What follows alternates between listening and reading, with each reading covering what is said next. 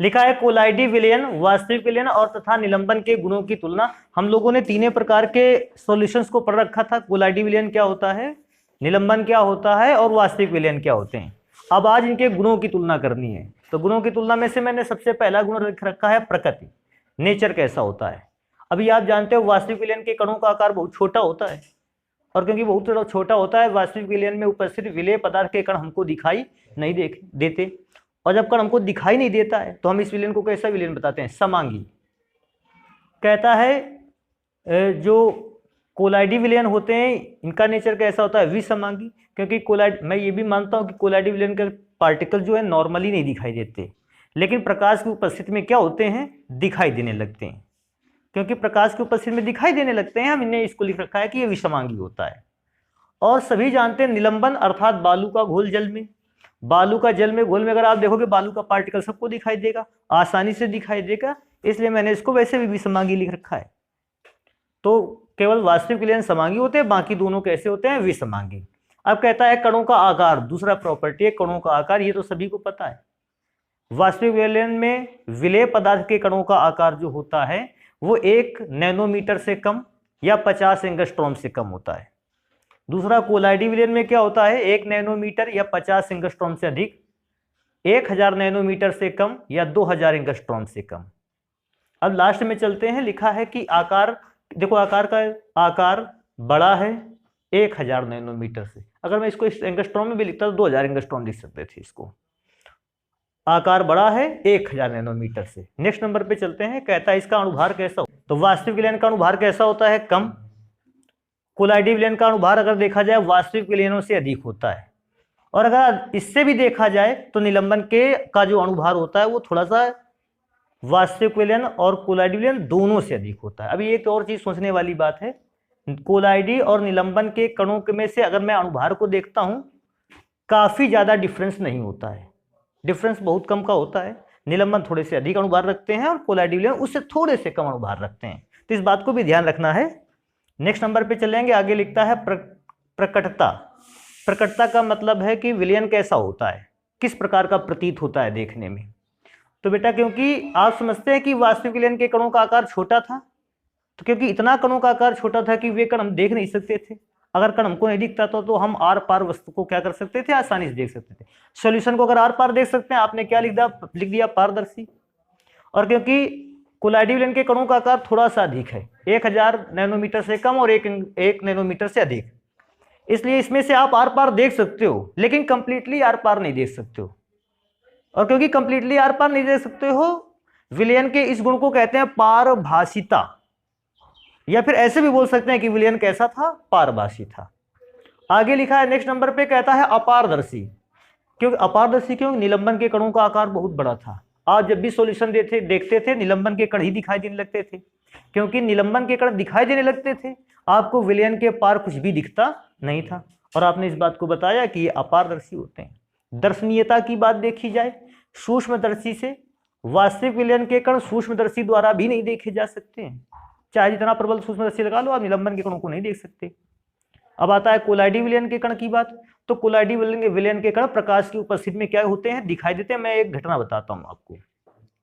कभी कभी क्या होता है, कमरे में अगर छोटा सा छिद्र है, वहां से सूर्य का प्रकाश जब इंटर करता है, अंदर आता है, तो सूर्य के प्रकाश जो अंदर आ रहा है उसका प्रकाश का मार्ग में कण पार्टिकल चमकते हुए दिखाई देते हैं आपको।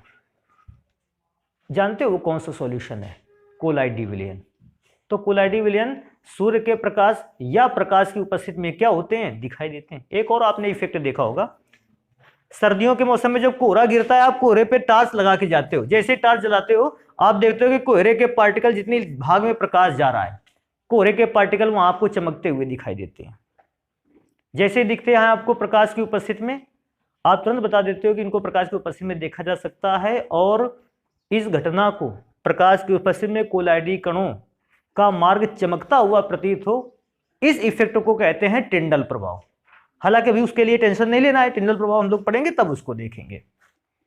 लास्ट में आता है निलंबन के लिए। तो निलंबन के तो कणों का आकार बहुत अधिक था और इसे बिना किसी प्रकाशिक यंत्र के आसानी से देखा जा सकता है। अब देखो सोचने वाली बात क्या है कि बालू को जल में घुल दिया तो बालू के कण तो ऐसे ही दिखेंगे, उसके लिए ना तो किसी प्रकाशीय यंत्र की आवश्यकता ही नहीं है।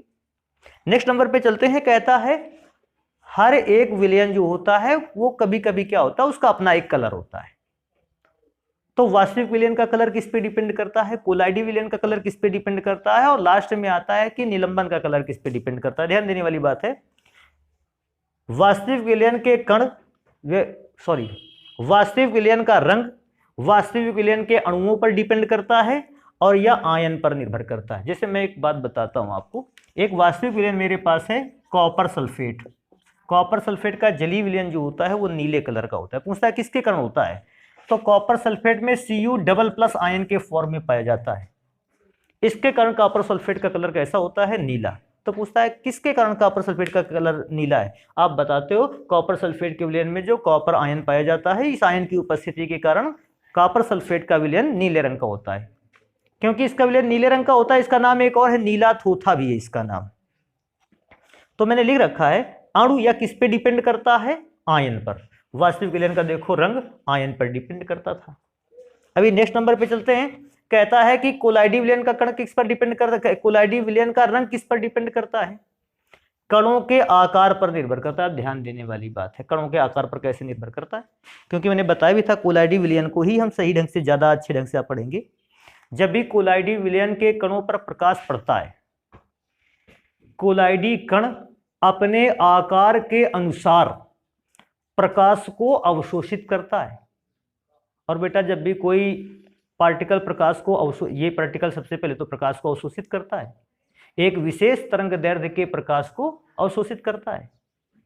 और जब एक विशेष तरंग दैर्ध्य के प्रकाश को अवशोषित करता है, उसके पश्चात ये एक विशेष तरंग दैर्ध्य के प्रकाश को क्या कर सकता है, उत्सर्जित भी करता है। सबसे पहले तो इसने एनर्जी को गेन किया, जैसे इसकी एनर्जी बढ़ी, फिर इसने क्या किया, एक विशेष रंग के प्रकाश का क्या किया, त्याग भी किया। तो ये जिस विशेष रंग के प्रकाश को त्यागता है, हमें कोलाइडी विलयन उसी रंग का दिखाई देता है। ध्यान देने वाली बात है, सबसे पहले प्रकाश की उपस्थिति में या प्रकाश को पाकर कोलाइडी विलयन क्या करता है, एक विशेष तरंग दैर्ध्य वाले प्रकाश को अवशोषित करता है, और उस एनर्जी के प्रभाव में कुछ देर बाद ये उसी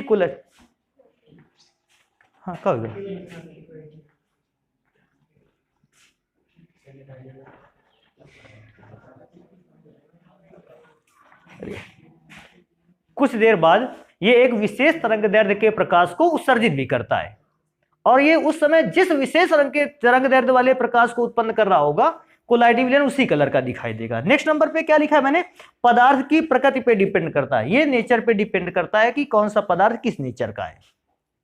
लास्ट में आता है टिंडल प्रभाव। देखो टिंडल प्रभाव आ गई, वही वाली बात। टिंडल प्रभाव क्या था, प्रकाश की उपस्थिति में कोलाइडी कणों का मार्ग चमकता हुआ दिखाई देना, इस प्रभाव को कहते थे टिंडल प्रभाव। कहता है वास्तविक विलयन टिंडल प्रभाव नहीं दिखाते हैं, क्यों, क्योंकि वास्तविक, अभी ध्यान देने वाली बात है, वास्तविक विलयन टिंडल प्रभाव क्यों नहीं दिखाते हैं। इधर बनाते हैं, विलयन में से कणों का आकार बहुत छोटा होता है। टिंडल प्रभाव कब दिखाएंगे, जब पार्टिकल प्रकाश को उत्सर्जित करेगा तभी तो दिखेगा टिंडल प्रभाव। अब वास्तविक विलयन के कणों का आकार क्योंकि बहुत छोटा है, तो ज्यादातर प्रकाश क्या होता है, प्रकाश का अधिकांश भाग विलयन को पार करके कहां निकल जाता है, दूसरी ओर। ध्यान देने वाले, कुल वास्तविक विलयन के कण का आकार भी था तो बहुत छोटा था। अच्छा सोचने वाली, अगर कण का आकार बहुत छोटा है तो ये प्रकाश का अवरोध भी नहीं करेगा, या तो कह सकते हैं बहुत कम करेगा, या तो कह सकते हैं प्रकाश का अवरोध ही नहीं करेगा। अगर बेटा ये प्रकाश का अवरोध नहीं करेगा तो सारा का सारा प्रकाश इस विलयन को पार करके दूसरी ओर क्या हो जाएगा, चला जाएगा। और जब चला जाएगा प्रकाश पार करके, कोई भी प्रकाश यहां से परावर्तित नहीं होगा। क्यों नहीं होगा, क्योंकि पार्टिकल का साइज बहुत छोटा है। और जब प्रकाश का परावर्तित नहीं होगा तो हमें ये मार्ग चमकता हुआ भी दिखाई नहीं देगा, तो हम कहते हैं टिंडल प्रभाव उत्पन्न नहीं करेगा। अब कोलाइडल सॉल्यूशन में क्या हुआ, पार्टिकल का साइज बड़ा था, और पार्टिकल का साइज बड़ा था तो प्रकाश का कुछ भाग तो पार्टिकल से बच करके निकल गया, लेकिन प्रकाश का कुछ भाग पार्टिकल से टकराया भी। और जब प्रकाश का कुछ भाग पार्टिकल से टकराया तो प्रकाश का परावर्तन हुआ, और प्रकाश के परावर्तन के पश्चात ये प्रकाश हमारे नेत्रों तक पहुंचा। और जब प्रकाश हमारे नेत्रों तक पहुंचा तभी हमको वो पार्टिकल कैसा दिखाई दिया, चमकता हुआ। और वैसे भी फिजिक्स में आपने इस घटना को तो पढ़ ही रखा होगा कि जब तक किसी ऑब्जेक्ट से प्रकाश परावर्तित होकर आपके नेत्र पर नहीं पहुंचता, वो ऑब्जेक्ट आपको दिखाई नहीं। अब इसके बाद आ जाती है लास्ट में निलंबन की बात। तो निलंबन के तो बेटा कणों का आकार और भी बड़ा होता है। बस इतनी बात बताना, अगर निलंबन के कणों का आकार बड़ा होता है तो ये प्रकाश का परावर्तन भी कैसा करेगा, ज्यादा। अगर ज्यादा करेगा तो ये भी टिंडल प्रभाव को क्या करेगा, प्रदर्शित करेगा। तो बाकी के दोनों टिंडल प्रभाव दिखाते हैं, केवल वास्तविक विलयन टिंडल प्रभाव नहीं दिखाता। कभी कभी पूछेगा कि वास्तविक विलयन टिंडल प्रभाव क्यों नहीं दिखाता है, बताओ क्योंकि वास्तविक विलयन में जो कण होते हैं विलेय के, उनका आकार बहुत छोटा होता है, जो प्रकाश का परावर्तन नहीं कराते हैं और हमें दिखाई भी नहीं देते हैं। अभी नेक्स्ट नंबर लिखता है ब्राउनियन। ब्राउनियन मोशन क्या होता है? ब्राउनियन मोशन होता है विलयन में उपस्थित विलेय के कण रैंडमली, बिना किसी निश्चित रूप से, बिना किसी निश्चित रूप से का मतलब अनिश्चित रूप से विलयन में गति करते हुए घूमते रहते हैं इधर उधर, जिग जैग मोशन। हम इस गति को क्या बोलते हैं, ब्राउनी गति। अब कहता है ये ब्राउनी गति क्यों करता है, क्योंकि वास्तविक विलयन में उपस्थित विलेय के कणों का आकार बहुत छोटा है। अगर बेटा सोच समझ बता, अगर कण का आकार बहुत छोटा है, इसका वजन भी तो कम होगा।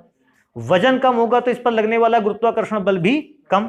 अगर गुरुत्वाकर्षण बल कम है तो ये कण जो है वो विलयन पर ही क्या होता रहेगा, तैरता रहेगा।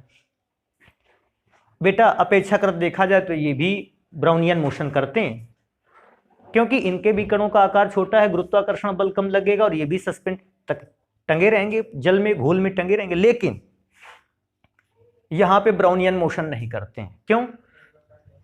कण का आकार बड़ा है, अणुभार भी अधिक है, अर्थात वजन ज्यादा है। वजन ज्यादा होगा तो गुरुत्वाकर्षण बल आरोपित होगा और ये जितने भी बालू के पार्टिकल होंगे, गुरुत्वाकर्षण बल लगने के कारण ये सब कहां जाएंगे, बर्तन की तली पर। ये ब्राउनियन मोशन तो कर ही नहीं पाएंगे। तो मैंने लिखा है कि ब्राउनियन मोशन या ब्राउनी गति नहीं करते हैं। नेक्स्ट नंबर लिखा है विद्युत कण संचलन। बेटा मैंने कल एक बात तुम लोगों को बता रखी थी, क्या? वास्तविक विलयन जो होते हैं उन पर विद्युत धारा के प्रवाह पर विद्युत अपघटन होता है। जो कोलाइडल विलयन होते हैं इन पर विद्युत धारा के प्रवाह पर वैद्युत कण संचलन होता है। और बेटा जो ये कौन सा पार्टिकल है, कहां, निलंबन, और निलंबन पर विद्युत धारा के प्रवाह का कोई प्रभाव नहीं पड़ता है। तो इन तीनों चीजों को अलग अलग याद रखना। वास्तविक विलयन पर विद्युत धारा के प्रभाव में विद्युत अपघटन, कोलाइडी विलयन पर विद्युत धारा का प्रभाव कण संचलन को दिखाता है, और जबकि निलंबन में विद्युत धारा के प्रभाव का कोई भी, प्रवाह का कोई भी प्रभाव नहीं पड़ता है। अभी नेक्स्ट नंबर चलते हैं। ये एक शब्द आ गया है स्कंदन। अभी स्कंदन क्या है, देखो ध्यान देते हैं, इधर थोड़ी सी बात करेंगे, ज्यादा बेटर लगेगा तुमको। एक विलयन में विलेय के बहुत सारे पार्टिकल इस प्रकार से लटके हुए हैं। अगर हम कुछ ऐसा काम कर दें, देखो ध्यान देने वाली बात है, इस प्रकार से ब्राउनियन मोशन कर रहे हैं, पानी के अंदर या जल के अंदर टंगे हुए हैं, लटके हुए हैं। अगर हम कोई काम ऐसा कर दें कि ये सभी पार्टिकल आपस में जुड़ने लगें, सोचने वाली बात है। अगर कोई ऐसा वर्क हो जाए कि ये सारे के सारे पार्टिकल आपस में क्या होने लगे, जुड़ने लगे। अब आप सोच कर ये बताओ, अगर पार्टिकल आपस में जुड़ेगा तो आपस में जुड़ने से पार्टिकल का आकार कैसा होगा, बड़ा, और उस बड़े आकार के पार्टिकल का वजन भी कैसा होगा, अधिक। और अगर वजन अधिक होगा तो फिर बेटा क्या होगा, वो बर्तन की तली पर आकर क्या हो जाएगा, बैठ जाएगा। इस घटना को कहते हैं स्कंदन। आप बस इतनी बात ध्यान रखनी है, विलयन में उपस्थित विलेय के छोटे छोटे कण आपस में मिलकर बड़े कण के रूप में बदल जाते हैं। इस घटना को क्या कहते हैं, स्कंदन। अब बात आती है, क्या वास्तविक विलयन का स्कंदन हो सकता है? नहीं होता है। वास्तविक विलयनों का स्कंदन बिल्कुल बहुत ही कम चांसेस हैं कि वास्तविक विलयन का स्कंदन होगा। कोलाइडी विलयन का स्कंदन होता है, लेकिन कोलाइडी विलयन का स्कंदन कुछ विशेष परिस्थितियों में होता है, जबकि निलंबन का जो स्कंदन है उसके लिए किसी भी विशेष स्थिति की जरूरत नहीं पड़ती। मैं आपको बताऊं, जब बालू को आप पानी में घोलोगे, जितनी देर घोलोगे बालू का पार्टिकल ऊपर तैर रहा है, जैसे घोलना बंद कर दो बालू का पार्टिकल अपने आप बर्तन की तली पर क्या हो जाएगा, बैठ जाएगा, हो गया स्कंदन उसका। तो अगर मैं देखता हूं वास्तविक विलयन का स्कंदन नहीं होता है या आसानी से नहीं होता है, कोलाइडी विलयनों का हो जाता है विशेष परिस्थितियों में, जबकि निलंबन का तो बहुत आसानी से हो जाता है, अपने आप ही स्कंदन शीघ्रता से हो जाता है। नेक्स्ट नंबर गुरुत्वाकर्षण बल। बेटा गुरुत्वाकर्षण बल तो कार्य करता है इस बात पर कि कण का वजन कितना है। अब बेटा गुरुत्वाकर्षण बल, क्योंकि इनका वजन बहुत कम है, आकार बहुत कम, वजन बहुत कम, मैंने लिख भी रखा है बहुत कम, तो बेटा इन पर गुरुत्वाकर्षण बल कार्य नहीं करता है। नेक्स्ट नंबर पे आते हैं, लिखा है कोलाइडी विलयन पर। तो कोलाइडी विलयन पर भी गुरुत्वाकर्षण बल कार्य नहीं करता। अगर गुरुत्वाकर्षण बल कोलाइडी विलयन पर कार्य करता तो कोलाइडी विलयन के पार्टिकल ये विलयन में टंगे न रहते, ब्राउनियन मोशन ना कर पाते। लास्ट में पढ़ेंगे कि क्या यहां पर गुरुत्वाकर्षण बल कार्य करता है? बिल्कुल करता है, क्योंकि बालू के पार्टिकल देखो सब बर्तन की तली पर बैठ जाते थे, गुरुत्वाकर्षण बल कार्य करता है। लास्ट में चलेंगे, कहता है परासरण दाब। परासरण दाब को ऐसे ध्यान रखेंगे, देखो एक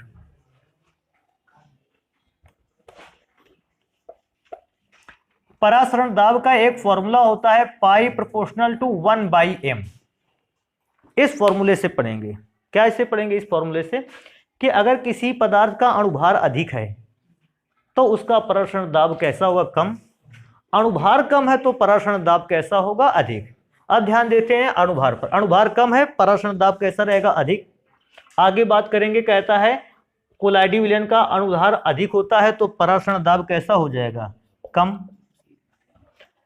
क्योंकि इनका अणुभार बहुत अधिक होता है, इनका परासरण दाब अत्यंत कम, या कम भी लिख सकते हो आप, अत्यंत अल्प या अत्यंत कम। चलो इसको और सही करो, नहीं दिखाते हैं। वैद्युत का संचलन आवेश नहीं होता तो दिखाते नहीं है।